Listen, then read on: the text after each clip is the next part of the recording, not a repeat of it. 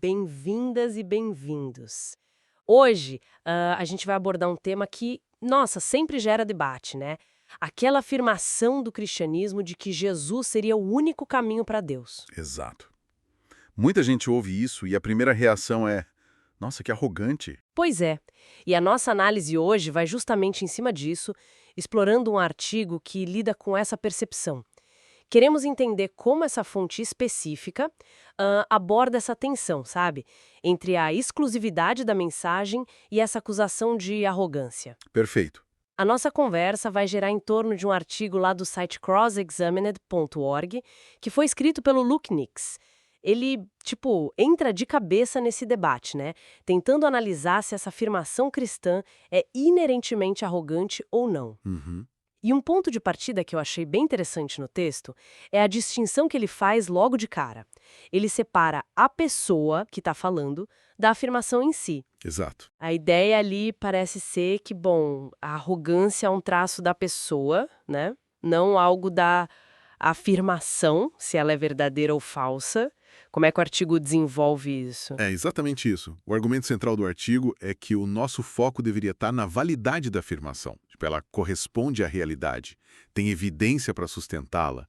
Isso, independentemente de quem está comunicando, sabe? Entendi. Uma pessoa pode, sim, ser super arrogante apresentando uma verdade, e outra pode ser muito humilde defendendo algo que é falso. O texto insiste que essa separação é crucial para a gente avaliar de forma justa, né?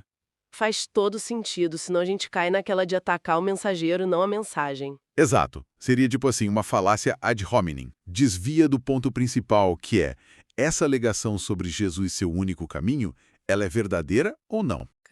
E como que o artigo liga isso especificamente à acusação de arrogância contra a exclusividade cristã? Ele parece sugerir que quem acusa já parte de um pressuposto, né? Sim, sim. O texto levanta isso, que frequentemente essa acusação de arrogância já vem com uma ideia implícita, a de que já existem, ou pelo menos deveriam existir, vários caminhos válidos para Deus. Se essa premissa for a correta, bom, aí afirmar que só tem um caminho seria realmente falso e talvez até arrogante mesmo. Só que a perspectiva cristã, como o artigo apresenta, não parte daí, né? Certo. Ela afirma, com base na visão de mundo dela e nas evidências que acredita ter, que só existe um caminho. E aí, dentro dessa lógica, declarar essa exclusividade não seria arrogância. Seria simplesmente comunicar o que ela considera ser uma verdade objetiva, sabe? Que se aplica a todo mundo, acreditando ou não. Entendi. A avaliação, então, deveria ser sobre se essa afirmação corresponde à realidade, como o cristianismo a vê. Exatamente, testar essa correspondência com a realidade, como o artigo coloca. Verificar se a alegação se alinha aos fatos segundo a perspectiva cristã. E tem uma parte que eu achei, assim, que vira o jogo, né? O artigo sugere focar na possível arrogância de quem acusa. Isso provoca bastante, né? Como ele desenvolve essa ideia. Pois é, essa inversão é fascinante. O artigo explora um pouco a psicologia por trás da acusação. Ele levanta a hipótese. Será que focar na arrogância do cristão, seja ela real ou só percebida, não pode ser um tipo de mecanismo de defesa?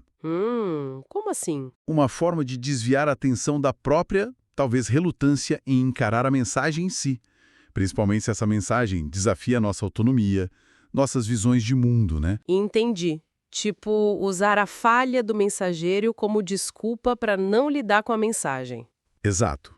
A fonte sugere que a verdadeira humildade nesse cenário seria investigar a afirmação com seriedade, mesmo que quem a apresentou não tenha sido perfeito na forma. Não deixar a atitude de uma pessoa bloquear a busca pela verdade sobre uma questão tão fundamental, né? Isso leva a gente para outra dimensão, que é a perspectiva sobre Deus, né?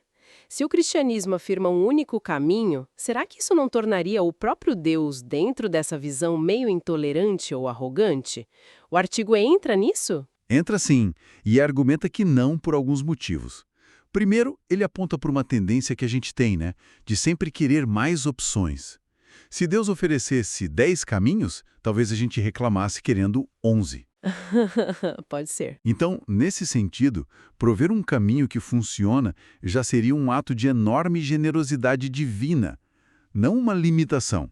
Intolerante, mesmo nessa visão, seria não oferecer nenhum jeito de se reconectar com ele. Entendi a lógica. E tem um segundo ponto. O artigo reformula a situação.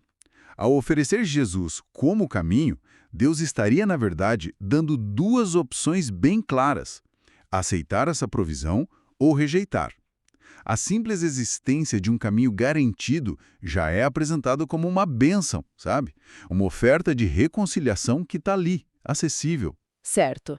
Então, para a gente amarrar as ideias, qual seria a linha de argumentação central do artigo? A conclusão principal sobre essa questão da arrogância versus exclusividade. Olha, a essência do argumento ali no texto é que a gente precisa separar as coisas. Avaliar a alegação da exclusividade cristã. Isso tem que ser separado do comportamento de quem está falando. O foco tem que ser na questão da verdade. Isso corresponde ou não à realidade. A fonte defende que a questão real não é se a afirmação soa arrogante para alguém. A questão é, ela é verdadeira? E, mais ainda, existe a disposição de investigar e aceitar essa verdade, mesmo que ela se apresente como um caminho único, que talvez confronte nossos desejos pessoais. Isso deixa uma reflexão bem interessante, né? Algo para quem nos ouve pensar a respeito, com base nessa conclusão do artigo. Com certeza. O texto sugere que talvez a humildade não esteja em exigir múltiplas opções que se encaixem perfeitamente no que a gente quer. Talvez ela esteja em aceitar o caminho oferecido, mesmo sendo único, sabe? Renunciando um pouco da nossa autonomia pessoal a um compromisso com o que se entende como verdade objetiva. E isso, claro, levanta uma pergunta para a gente pensar depois. O que essa tensão toda que a gente vê entre buscar uma verdade, como a fonte apresenta, e afirmar a nossa autonomia individual, o que isso revela sobre as motivações mais profundas do ser humano quando a gente se depara com essas alegações de verdade exclusiva?